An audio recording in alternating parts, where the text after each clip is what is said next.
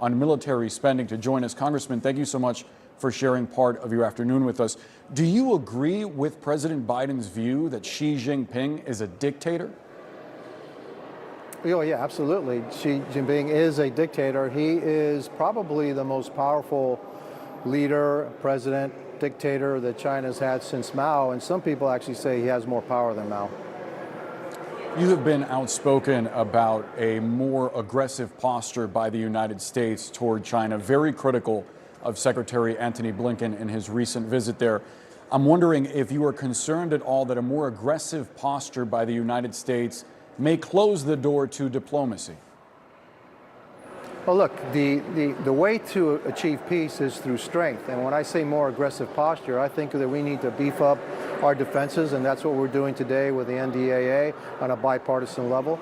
We also need to, be frank that every single dollar that we send to China is a dollar that's going to be used against U.S. interests. And so I believe that we need to be more aggressive in decoupling economically from China and stop helping China becoming a more increasing threat to the United States. And so that's when I'm saying I'm aggressive, and that's why I'll be more aggressive in our posture economically. Militarily, no. Militarily is deterrence. Militarily is, hey, we need to be so strong that China dare not ever do something against us.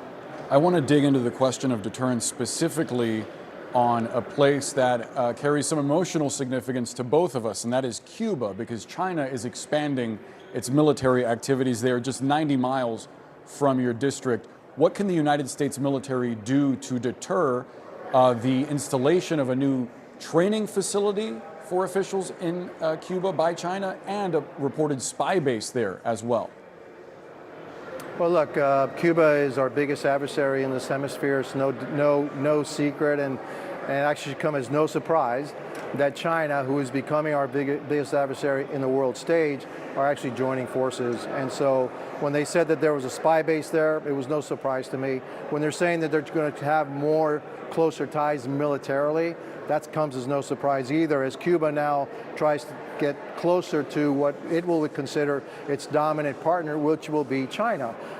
What we need to do, we need to make sure that the sanctions and strengthen our sanctions against Cuba, that their actions will have some negative consequences on that regime. Unfortunately, what's happened way too often is when somebody makes this kind of move against us, we try to soften them up by easing up on sanctions, which never works, really. The only thing that the Cubans, the Chinese, the Russians will understand is strength. It doesn't necessarily have to be kinetic, it doesn't necessarily have to come to blows, but it's strength. And so the United States needs to show more strength in its relations with Cuba and more strength in its relations with China.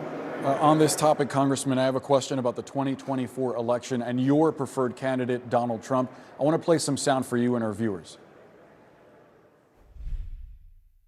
But I have a very good relationship with President Xi. After COVID came in, I sort of didn't want the relationship, and I sort of ended the relationship after having made one of the greatest trade deals ever made in.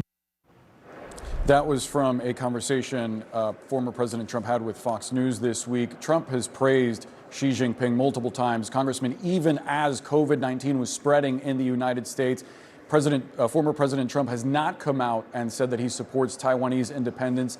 Is he really the best Republican candidate to take on Xi Jinping? Yeah, I think he is, because the trade deals that he renegotiated, the tariffs that he imposed on Chinese goods, went a long way for us to start to decoupling from China. Also, he was the first respectfully, one. I have to interrupt you because right now we're awaiting a press conference from Horizon Maritime.